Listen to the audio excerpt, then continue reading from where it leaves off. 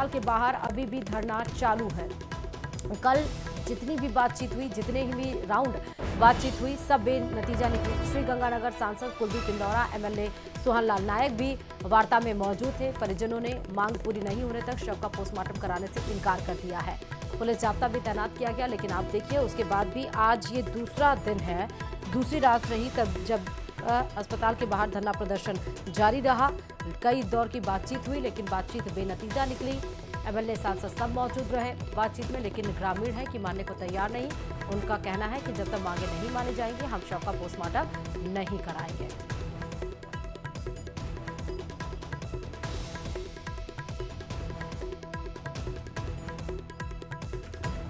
श्रीगंगानगर के ज्यादा जानकारी के साथ संवाददाता अशोक इस खबर पर जुड़ चुके हैं। अशोक, 2 दिन बीत चुके हैं और अभी भी धरना जारी है।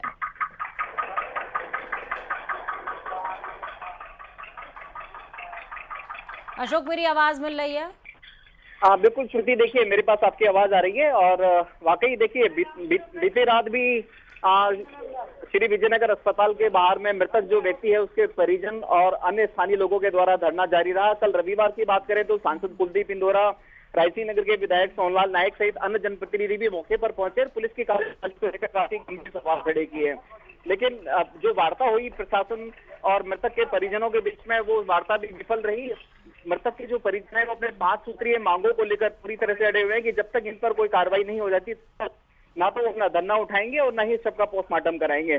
कानून एवं शांति व्यवस्था बनाए रखने के लिए आसपास के थानों क्षेत्रों का जो पुलिस जाब्ता है वो भी मौके पर मौजूद है। देखना ये होगा कि कब ये गतिरोध टूट पाता है और कब मृतक युवक आकाश रख के शव का पोस्टमार्टम हो पाता है। जी श्रुति। ठीक है अशोक, बहुत शुक्रिया। पश्चिमी अफ्रीकी देश माली में एक सीमेंट फैक्ट्री से 4 भारतीय कर्मचारियों को किडनैप किया गया, जिसमें जयपुर के रहने वाले शख्स प्रकाश चंद्र जोशी भी शामिल है। जोशी पिछले महीने ही माली में स्थित डायमंड सीमेंट फैक्ट्री में बतौर जनरल मैनेजर तैनात हुए थे। उन्हें 1 जुलाई को हथियारबंद लोगों ने अन्य 3 भारतीयों समेत बंधक बना लिया था। किडनैप का शक स्थानीय आतंकी संगठन जमात नुसरत अल इस्लाम वल मुसलमीन यानी कि JNIM पर जताया जा रहा है, जो अलकायदा से जुड़ा एक आतंकी संगठन है। जोशी के किडनैप होने के बाद जयपुर में उनका परिवार, उनकी पत्नी सुमन खासी परेशान है और लगातार सरकारी नुमाइंदों और पुलिस से मदद की गुहार कर रही हैं। जोशी की पत्नी सुमन से बातचीत की है हमारी संवाददाता ने।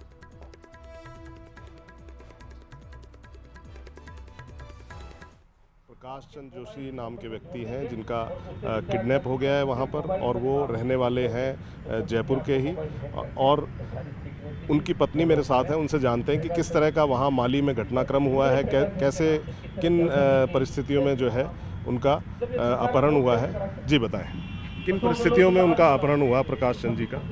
वो रात को सो रहे थे, सुबह 6 बजे आग लगी तो वो दरवाज़ा खोले तो जो गाड़ी उनको मिली थी, कंपनी लाती छोड़ती थी, उसी गाड़ी में बिठा के ले गए, ऐसा कंपनी का मैसेज है। 30 जून को हमारी बात हुई थी, 1 जुलाई को नहीं हुई तो 2 जुलाई को बेटी के द्वारा, बेटी ने जब वहाँ HR में फ़ोन किया तो बताया गया कि भाई पापा को किडनैप कर लिया, मिसिंग है। एक और है, एक पर्सन है तेलंगाना के, एक है उड़ीसा के, तो उनका भी ऐसे ही। और हम सब जगह गुहार लगा चुके, पुलिस स्टेशन, सब जगह थाने में। आपने कहाँ लोगों से बातचीत की है इस बारे में? कहाँ गुहार लगाई है कि उनको जो है वहाँ से निकाला जाए, उनको ढूंढा जाए? हमने पुलिस कमिश्नर साहब के पास गए, वो सार्फ बिजू करके है ना, वो उनके यहाँ गए तो उन्होंने पासपोर्ट की फ़ोटोकॉपी ली है और उन्होंने आश्वासन एकदम पक्का तो नहीं दिया। वो बोले वो बाहर का इंटरनल मामला है, विदेश मंत्रालय में ये खबर पहुंचानी चाहिए।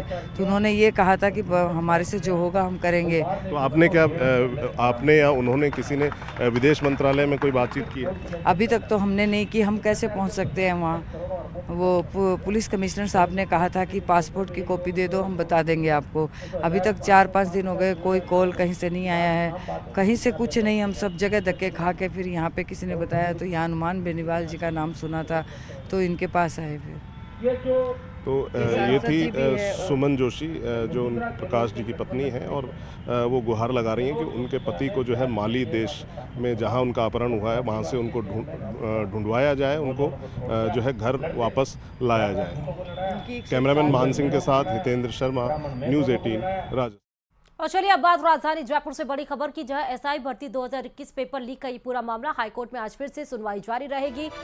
चयनित पक्ष के वकील अपना पक्ष के दलील आज देंगे अपने पक्ष की, और जस्टिस समीर जैन की एकलपीठ में ये सुनवाई होगी।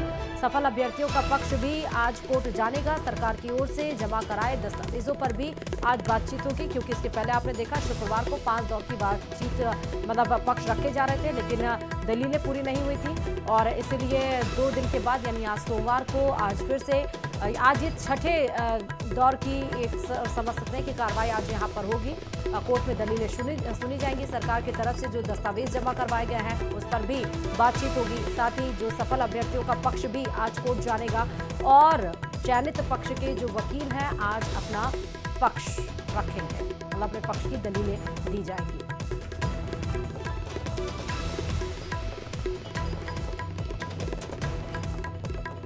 भर्ती परीक्षाओं में धांधली और पेपर लीक के मामलों पर सियासी घमासान जारी है। एक ओर जहां सरकार पारदर्शिता और दोषियों के खिलाफ कार्रवाई का दावा कर रही है, तो वहीं कांग्रेस सरकार के दावों को सिरे से खारिज कर रही है। देखिए इसे पर यह रिपोर्ट। कांग्रेस राज्य में हुई पीटीआई भर्ती 2022 में फर्जीवाड़े की आशंका पर अभ्यर्थियों ने खुद 900 संदिग्धों की सूची सौंपी, लेकिन कोई कार्रवाई नहीं हुई। भजनलाल सरकार ने सत्ता में आते ही जांच शुरू कर दी। इसके बाद कई बड़ी गिरफ्तारियां हुई। पीटीआई भर्ती 2022 अब तक 200 एफआईआर, 185 कर्मचारी बर्खास्त। ओपीजेएस, जेएस, यूनिवर्सिटी के संचालक, रजिस्ट्रार गिरफ्तार। शिक्षा निदेशालय के 2 कर्मचारी गिरफ्तार। 30 छात्रों के खिलाफ फर्जी डिग्री मामले में केस दर्ज, जांच जारी। कांग्रेस शासन में आयोजित एसआई भर्ती 2021 परीक्षा में पेपर लीक की शिकायतें मिली थी। एसआई भर्ती 2021 बीजेपी सरकार ने एसआईटी का गठन कर जांच शुरू की। अब तक 60 गिरफ्तार, 50 एसआई बर्खास्त, 3 के खिलाफ विभागीय कार्रवाई की गई। जल्दी 6 और प्रशिक्षुओं की गिरफ्तारी की संभावना। कि आपने उन युवाओं के लिए क्या किया? 5 साल वो पेपर लीक होते रहे और आप होटलों में सोते रहे। आप जरा मेरे को बताइए उस पेपर लीक के क्या किया आपने? हमारे भी समय में पेपर हुए हैं, लेकिन एक भी पेपर लीक नहीं हुआ है। इसे कहते हैं डबल इंजन की सरकार, और यह डबल इंजन की सरकार है। सीएचओ भर्ती 2022 पेपर लीक के बावजूद कांग्रेस सरकार ने कोई कदम नहीं उठाया। बीजेपी सरकार ने दिसंबर 2023 में परीक्षा रद्द कर मार्च 2024 में दोबारा परीक्षा करवाई। 14 मई 2022 को 111 पदों पर हुई ये परीक्षा भी कांग्रेस शासन में हुई थी, जहां शिकायतों के बावजूद कोई कार्रवाई नहीं हुई। इसके बाद बीजेपी सरकार ने प्रक्रिया रद्द कर दोबारा परीक्षा आयोजित की। अब 25 जुलाई 2025 को रोजगार मेले में चयनितों को नियुक्ति दी जाएगी। पिछले 1.5 साल में 69,000 सरकारी नौकरियां दी गई। 1,88,000 पदों पर पारदर्शी भर्ती। पहली बार भर्ती परीक्षा कैलेंडर। डॉक्यूमेंट वेरिफिकेशन में तेजी। विवादित भर्तियों की कोर्ट में मजबूती से पैरवी। स्थानीय युवाओं को वरीयता देने के लिए सिलेबस संशोधन। मैं उनसे कहना चाहता हूं कि आपने 5 साल में जितना काम किया, पिछले शुरू के 2 साल में काम किया, आज हम उस पायदान पे हैं कि उसके बराबर हमारी सरकार ने काम किया है। भजनलाल सरकार ने साफ कर दिया है कि अब पेपर लीक, फर्जी डिग्री और भ्रष्टाचार जैसी किसी गड़बड़ी को बर्दाश्त नहीं किया जाएगा। लेकिन कांग्रेस सरकार इस दावे को सिरे से खारिज कर रही है। यदि इनको पेपर लीक पर कोई कार्रवाई करनी थी तो अब से पहले कार्रवाई करनी चाहिए थी। अभी पिछले 1.5 साल के अंदर 6 पेपर लीक हो गए, लेकिन इनसे राज्य वो समझ नहीं पा रहा है। एसआई भर्ती पर कोई फैसला ले नहीं पा रहे हैं। जो लोग एसआई भर्ती पर उंगलियां उठाते थे, आज वही अपने आप को यू टर्न लेने पर मजबूर है।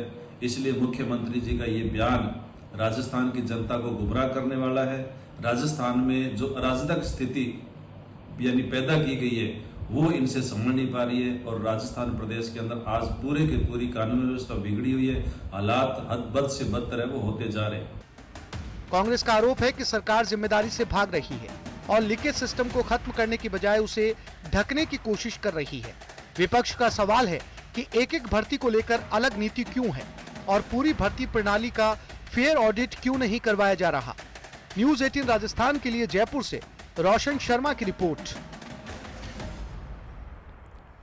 और चलिए बात नागौर से बड़ी खबर की। सांसद हनुमान बेनीवाल ने ऊर्जा मंत्री हीरालाल नागर पर हमला किया है।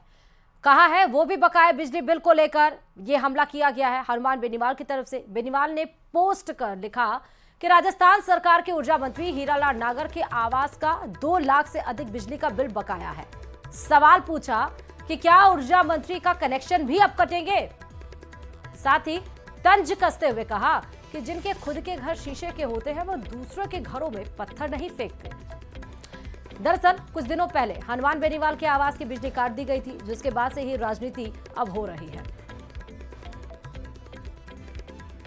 मंत्री जी खुद मेरा कनेक्शन कटवा रहे हैं, लेकिन ये आज का बिल मैंने मंत्री जी का मंगाया 4 नंबर का। देखिए 2,17,428 ये ऊर्जा मंत्री हीरालाल नागर के अस्पताल रोड के 4 नंबर बंगले का बिल है, जिसमें वो शिफ्ट हो गए।